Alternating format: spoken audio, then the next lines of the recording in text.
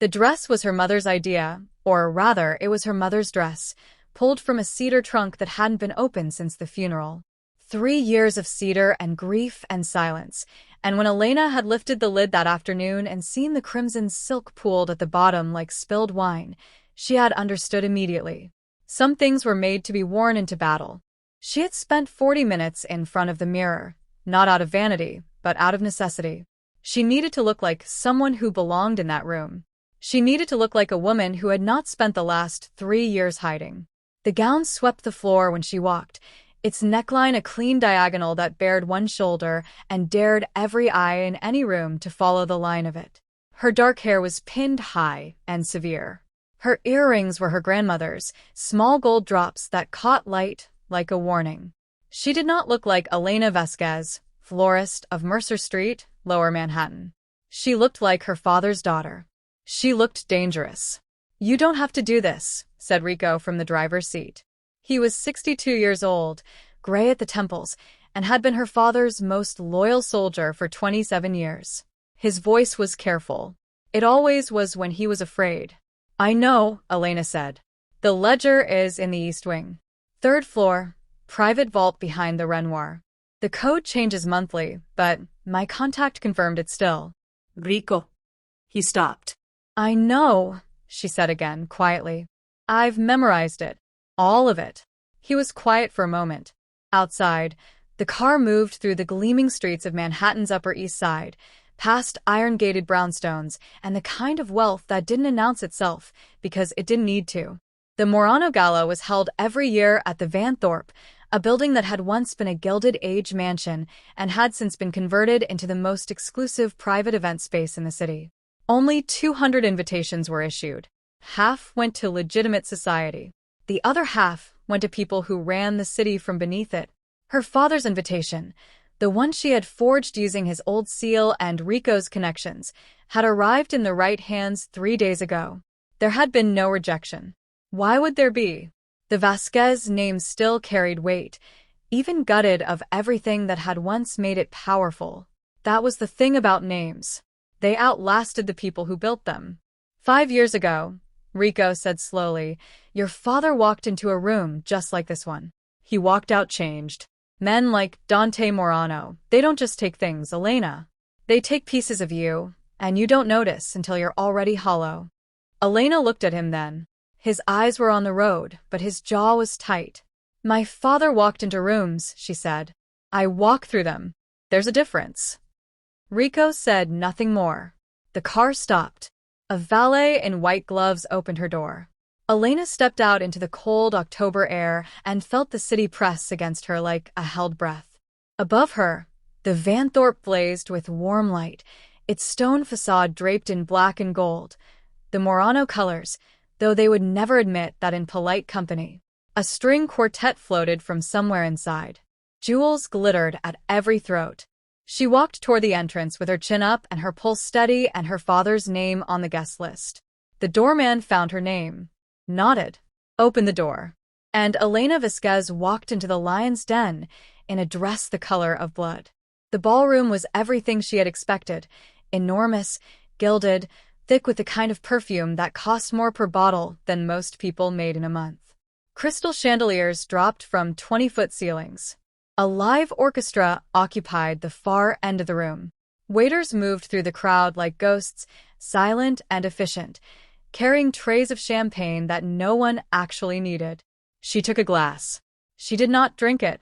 She used it as a prop, something to hold while her eyes moved carefully around the room, cataloging exits, noting faces, finding the staircase that led to the East Wing. She found it.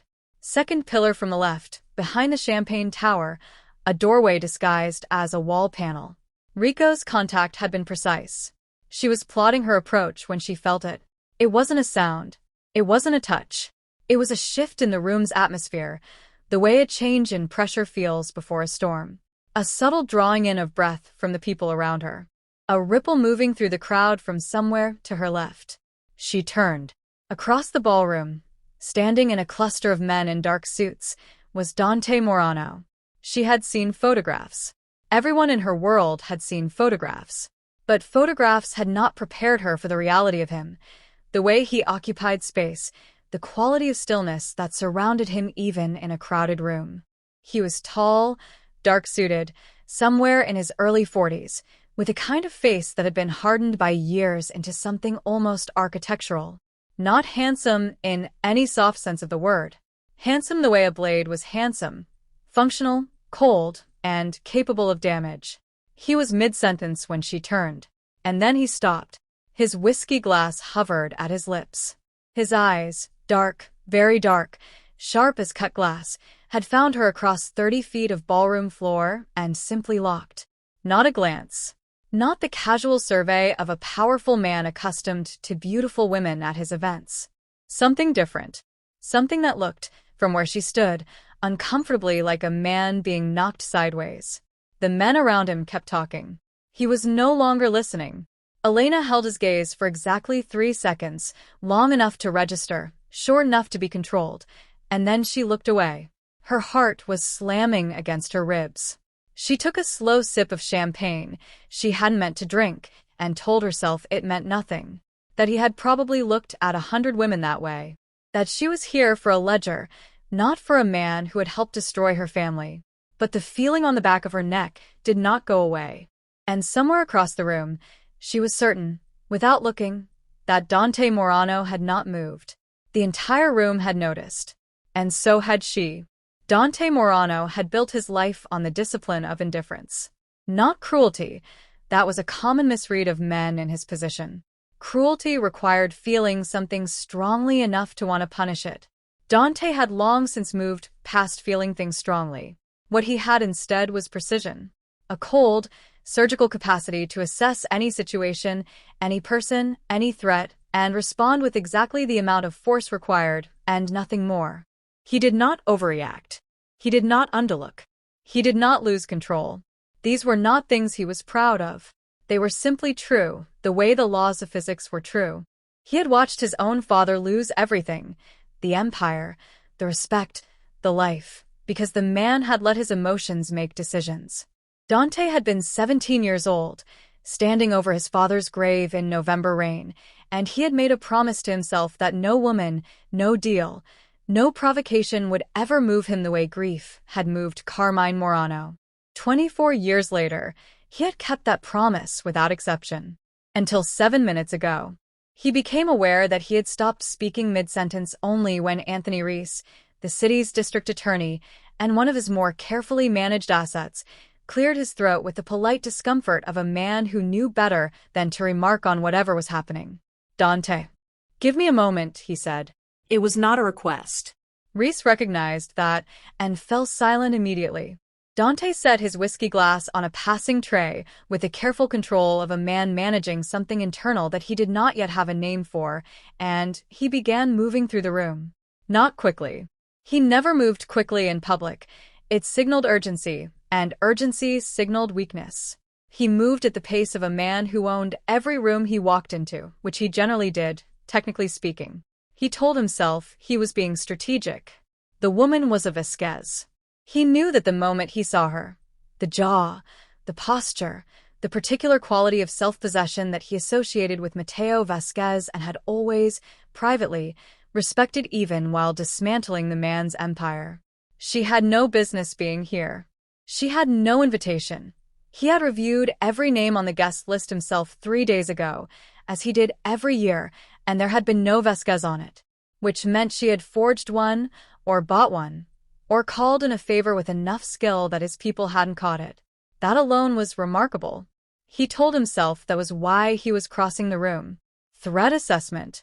A Vasquez at a Morano event was a security issue, not a personal one, and he would address it the way he addressed all security issues, quietly, efficiently, without scene. He almost believed himself.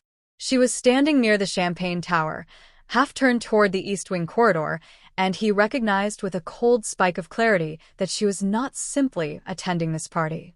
She was casing it. The glass in her hand was untouched, prop, not comfort. Her eyes had been moving in the specific pattern of someone memorizing a space, not enjoying it. Smart. And audacious. Recklessly, almost admirably audacious. He came to a stop 2 feet behind her left shoulder. The east wing is alarmed above the second floor, he said quietly. And the panel behind the second pillar has a secondary lock that isn't on any blueprint. I had it installed last year. He watched her go still. It was the particular stillness of a person who was extremely good at not reacting, the kind of training that took years to build. She did not flinch, did not startle, did not spin around in the panicked way of someone caught. She simply stilled. And then she turned, with complete composure, as if she had known he was there all along. Up close, she was more than the dress, though the dress was extraordinary. Her eyes were darker than he'd registered from across the room, almost black, steady, and absolutely furious in a way her face did not betray even slightly. Her chin lifted. She looked at him the way very few people looked at him, without fear, without deference, and without the performative bravado of people who were secretly terrified. Just steadiness. A kind of cold, clear assessment that matched his own. "You're standing in my light, Mr. Morano," she said. The sentence was perfect. Light, easy, drawing no attention from the surrounding guests while communicating everything that needed to be communicated between the two of them. "I know who you are. I am not afraid of you.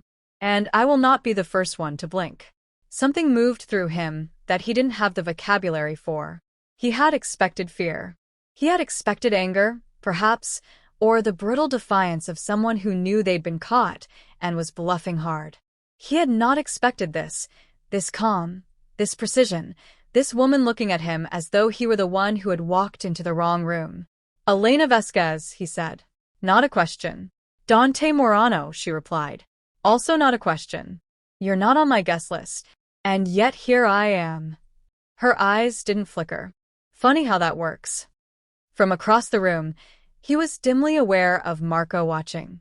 His second-in-command had the particular look of a man watching something unprecedented and not knowing how to categorize it.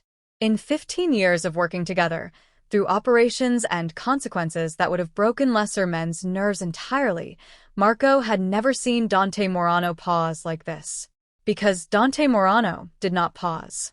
And yet, "You should leave," he said. His voice was even, neutral. The voice he used for negotiations where he already held every card. "I'll leave," she said pleasantly, "when I'm ready." And God help him. He almost smiled. Enjoying the story? Follow Stories by Nixie for more addictive stories like this one. New chapters drop every week. Elena had a rule. It was the same rule she had lived by for 3 years, the one she had tattooed into the architecture of her rebuilt life like a load-bearing wall. Do not let them make it personal. Her father had broken that rule. He had taken every business decision like a wound to his pride, had retaliated when he should have retreated, had made it personal every single time until the personal had consumed everything else, his allies, his judgment, and ultimately his life. Elena had watched it happen, and she had sworn she would be different. She was not her father's rage. She was not her father's grief. She was his strategy, refined by 3 years of learning how to be nobody. So when Dante Morano extended his hand 20 minutes later, in full view of 200 of the most dangerous and well-connected people in New York, and said quietly, "Dance with me," she knew exactly what the correct response was. She should have said no. She should have used the graceful social exit she'd prepared for exactly this kind of maneuver, a soft smile, a prior engagement, a disappearing act that left him with nothing to grip. She knew how to become invisible. She was very good at it. Her hand was in his before she had finished deciding.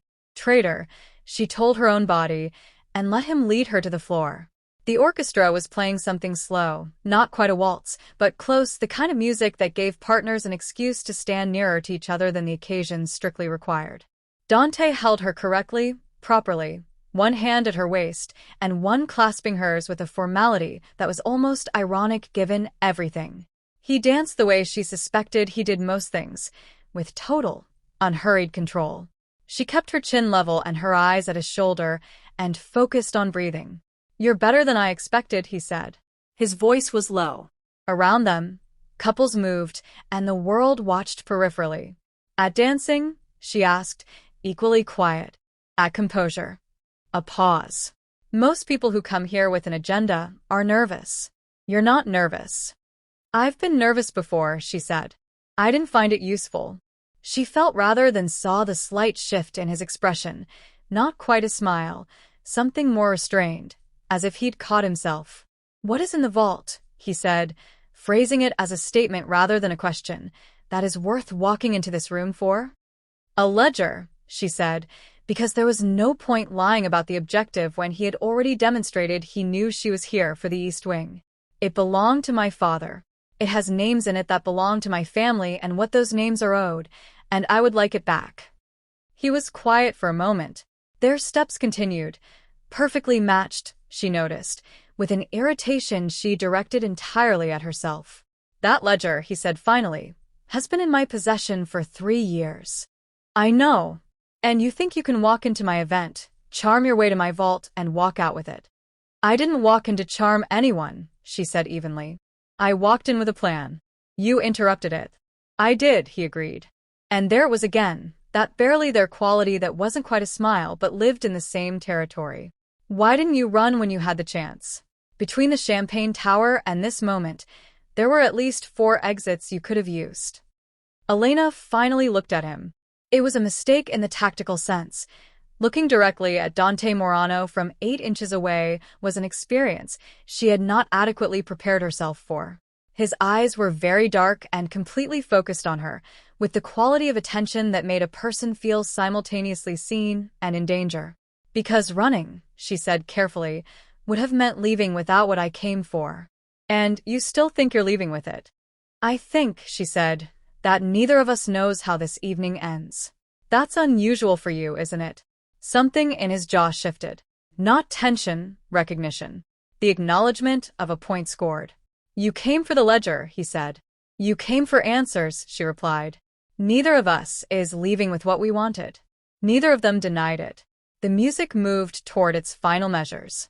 Elena was aware of every point of contact between them, his hand warm at her waist, her fingers against his palm, and the terrible reasonableness of all of it, how easy it was to stand here with the enemy and feel something other than hatred. That was the danger of proximity, she knew. That was how people got unmade. The last note fell. Dante Morano raised her hand, pressed his lips to her knuckles, slow, deliberate, his eyes never leaving hers, and Elena felt the crack. Not a shattering, a crack. Hairline thin, like a fault in glass, running straight down the center of 3 years of careful construction. The ledger was forgotten. The mission was a wreck. And Dante Morano had not yet let go of her hand. "You should know," he said softly, "that I've already had 2 of my men positioned at every exit." She held his gaze. And, he said, with something in his voice she could not classify, "I'm about to call them off. If this story has you hooked, you know what to do. Subscribe to Stories by Nixie and never miss a chapter. Share it with someone who loves a dangerous love story." Marco Vitelli had been with Dante Morano since the beginning. He had been 23 years old when Dante's father died, and a 26-year-old Dante had looked around at the ruins of Carmine Morano's empire and begun, with the methodical calm of a surgeon, to rebuild it into something his father never could have imagined. Marco had been there for all of it, the negotiations, the consolidations, the 3 wars that weren't called wars, and the 2 men who had tested the new boss and disappeared from public record shortly after. He knew Dante the way a person knew weather, the particular feel of the air before it changed. And standing at the edge of the ballroom at 11:47 p.m., watching Dante excuse himself from the company of the mayor's chief of staff, Marco felt the air change in a way it had never changed before. By midnight, 3 things had happened that Marco would later describe, to the one person he trusted with the information, as signs of the actual apocalypse. First, Dante had quietly radioed the 2 men stationed at exits 3 and 4, the men assigned to intercept Elena Vasquez at the coat check and deliver her, without scene, to the private room in the basement reserved for exactly this kind of delicate situation, and told them, in the voice he used when a decision had already been made and was not open for discussion, to stand down, To go home. The evening was over for them. Marco had blinked at his earpiece. Second, approximately 40 minutes later, a security camera in the corridor outside the East Wing vault had experienced a 12-minute outage. This was not a system error. The timestamp on the manual override, when Marco checked it later, matched the window during which Dante had excused himself from the ballroom for what he described as a phone call.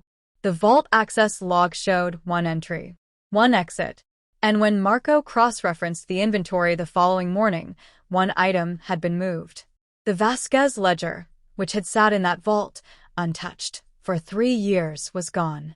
Third, Dante had found him near the bar at 11:55 and said, with the absolute calm of a man reciting a grocery list, "Elena Vasquez leaves tonight without interference.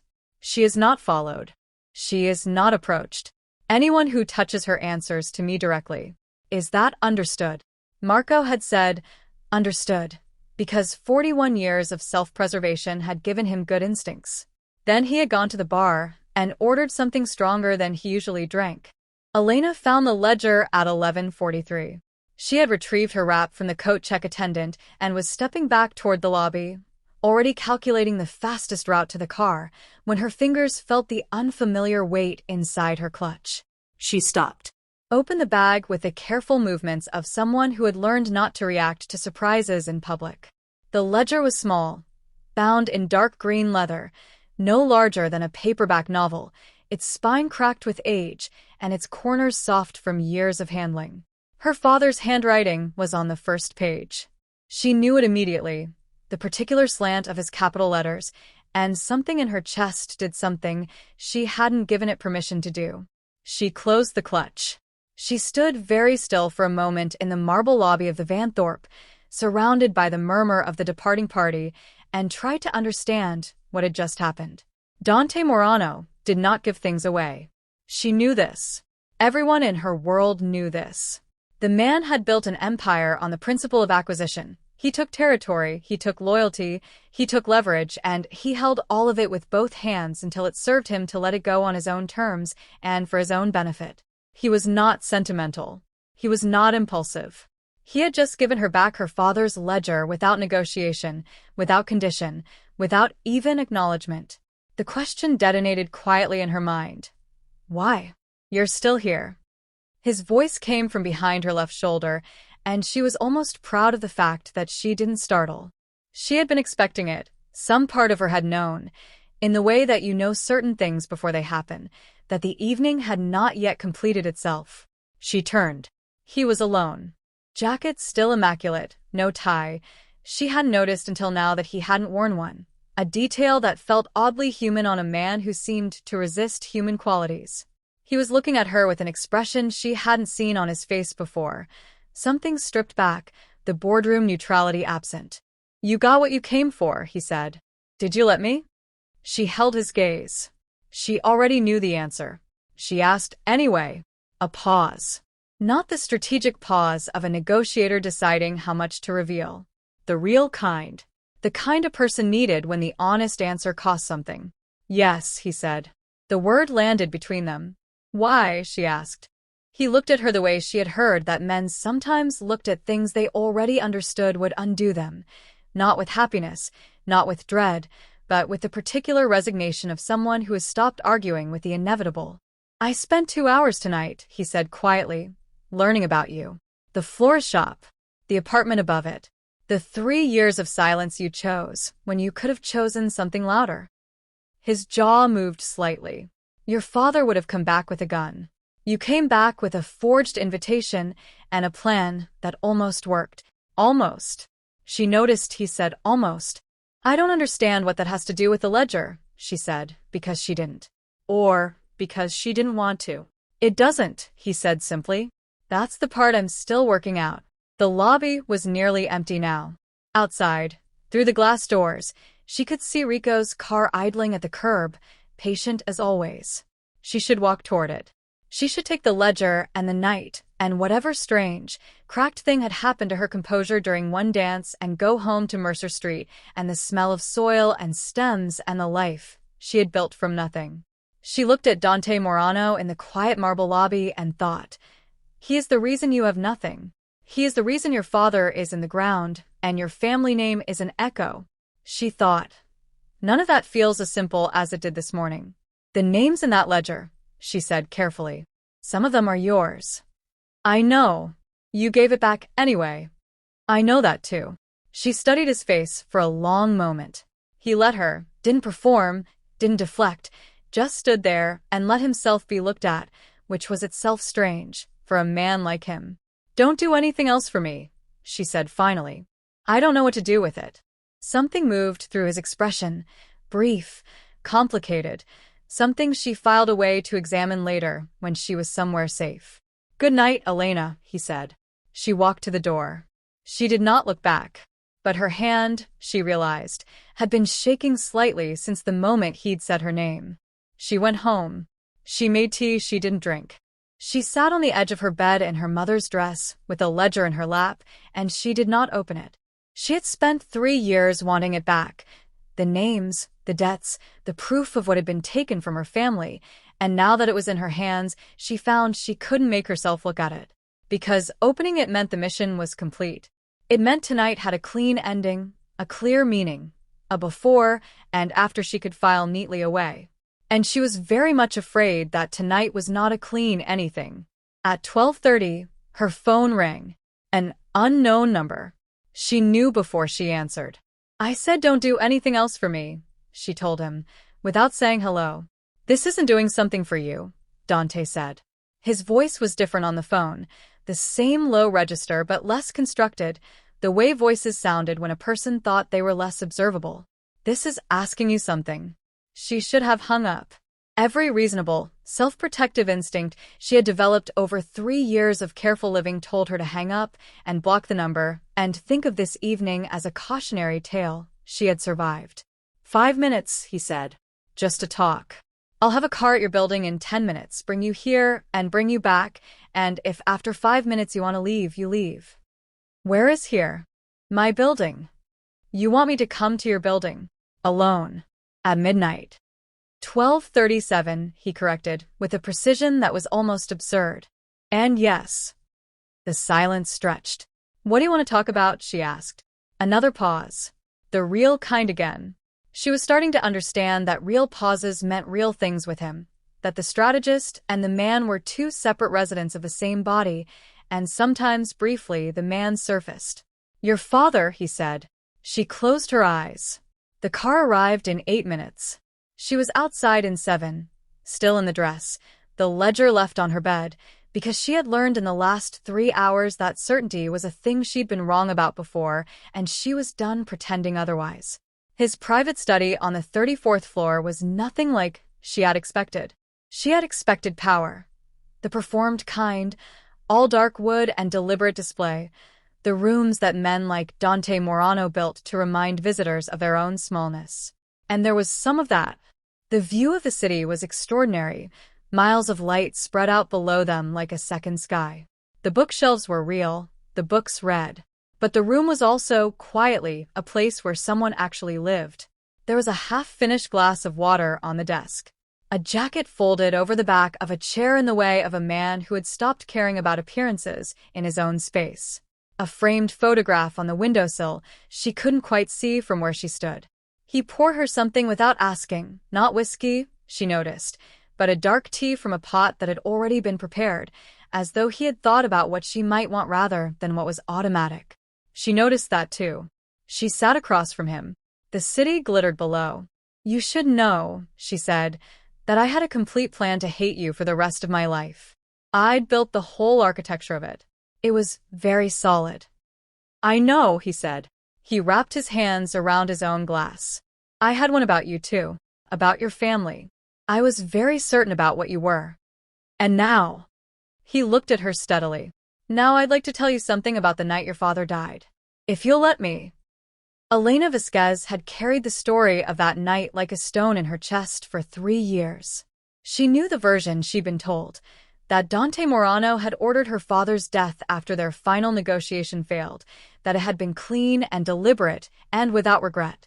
That Mateo Vasquez had died because he had been in Dante's way and Dante had removed him. She nodded. Once. Tell me. What Dante told her over the next hour was not that story. It was about a negotiation that had been sabotaged, not by Dante, but by men inside her father's own organization who had wanted the empire to fall and had manufactured the conflict that ended it. It was about the message Dante had sent, after, that had never arrived. It was about a choice Dante had not made, and a death he had not ordered, and 3 years of carrying something complicated that looked, on his face, nothing like victory. She didn't cry. She had trained herself out of crying in front of people, another 3-year project, another load-bearing wall. But something in her chest moved that was larger than anything she had expected to feel tonight, a shifting of weight that had been there so long she had forgotten it wasn't part of her original structure. "Why are you telling me this now?" she said when he finished. "Because," he said, "you came tonight for a ledger. And I think what you actually needed was the truth. And I'm very tired," he said, with a quietness that was completely unguarded, "of being the reason someone carries the wrong version of their own story." The city outside had gone to that particular quiet it reached in the small hours. Not silence, never silence, but a lower register, the hum of a place resting without stopping. Elena looked at this man across the low table, the man who had been the shape of her grief for 3 years, the name she'd spoken like a curse, and tried to locate the clean, simple hatred she had arrived with. It was still there somewhere, complicated now, layered over with things she didn't yet have names for. "This is a terrible idea," she said softly. "The worst I've ever had," he agreed, without hesitation. "I don't trust you." "That's correct," he said. "You shouldn't. Not yet." Not yet. She noticed that too. "What do you want from me, Dante?" He was quiet for a long moment, The kind that costs something. Outside, the city hummed its low, sleepless hum. "I don't know exactly," he said honestly. "That's new for me." And then, slowly, with the careful quality of something that hadn't been used in a long time, he smiled. Real. No performance in it. No calculation. Just a man sitting across from his enemy's daughter at 2 a.m, in over his head and apparently at peace with it. Elena Vasquez had not laughed in 3 years. She had not felt anything light enough to laugh at, but something about the absolute honesty of that smile, the ridiculousness of all of it, the gown, the ledger, the dance, the phone call, the tea, the 34th floor, cracked through the last of her armor, and she laughed. Quiet, genuine, slightly undone. His expression shifted into something she had no category for. Something careful and wondering, the way a person looked at something rare they were afraid to name. 34 floors below, in a car parked across the street, because Marco Vitelli was very good at his job and had never once in 15 years left the man unguarded, Marco stared up at the building. He waited. He thought about everything he had witnessed tonight and everything it meant, and everything it was likely to cost all of them before it was finished. He picked up his phone and typed a message to the one person he trusted completely. "God help us all. The boss is in trouble." He hit send. Then he settled in to wait. That's the end of the story. And if it had you feeling all the things, head over to Stories by Nixie, subscribe, like, and share the love. More stories like this are waiting for you. See you there.